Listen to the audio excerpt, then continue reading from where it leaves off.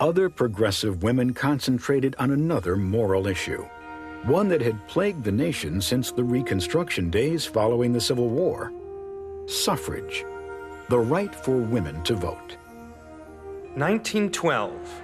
All along Fifth Avenue, from Washington Square to 57th, were gathered thousands of men and women of New York. Women doctors, lawyers, architects, artists, actresses, sculptors, waitresses, domestic and industrial workers, all marched with an intensity and purpose that astonished the crowds that lined the street. Founded in 1890, the leaders of the National American Women's Suffrage Association used 3 different approaches to try to win the vote for women. First, they attempted to get state governments to grant them suffrage, but only Wyoming, Utah, Colorado, and Idaho agreed. Suffragettes then decided to take their cause to court, citing the 14th Amendment. It said that states which denied their male citizens the right to vote would lose congressional representation.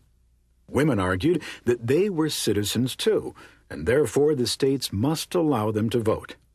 So, Susan B. Anthony and other women made over 150 attempts to vote in 10 different states, forcing the Supreme Court to decide their case. But despite the fact the Supreme Court in 1875 agreed that women were citizens, they concluded that citizenship alone did not automatically grant women the right to vote. Their third approach was to rally support for a constitutional amendment granting suffrage. Time and again, the Senate defeated it. The suffrage campaign marched on, and with America's entry into World War I in 1917, the tide seemed to be turning. Leaders of the women's movement redoubled their efforts.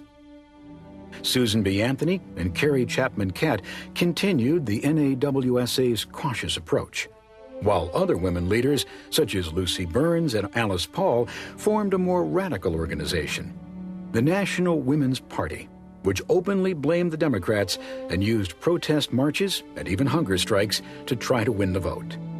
Finally, in 1919, Congress approved the 19th Amendment, and the following year the states ratified it, granting women suffrage.